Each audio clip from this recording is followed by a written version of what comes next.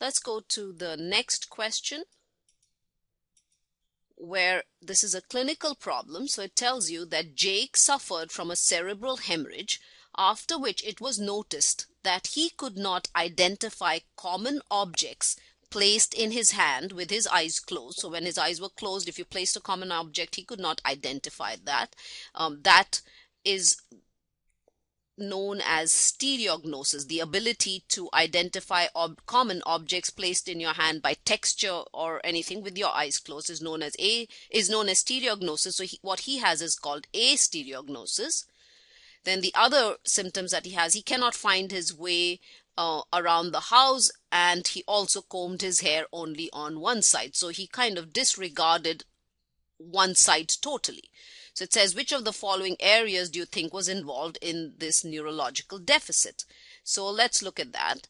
So here, first of all, it says he had a cerebral hemorrhage. So obviously it was something in the cerebral hemispheres which were damaged. So it is not the white matter of the spinal cord that automatically rules this out.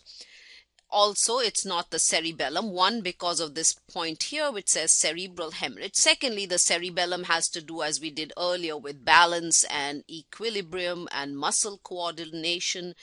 So it's not that. The medulla oblongata, it's not the medulla oblongata, because this is one of the areas which has vital centers for respiration, along with the pons for respiration and cardiovascular system. It also has cranial nerves emerging from that. So we don't have any specific cranial nerve mentioned here, so it is not this.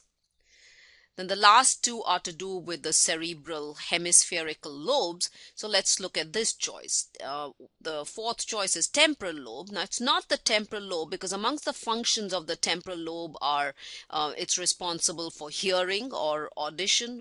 It has the auditory cortex. It has the Wernicke's speech area, responsible for memory,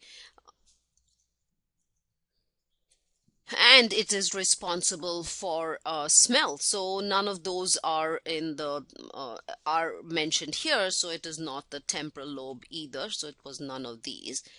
And let's look at parietal lobe. Now, amongst the functions of the parietal lobe are it's a primary sensory cortex. It is also responsible for stereognosis. So you can see that is mentioned.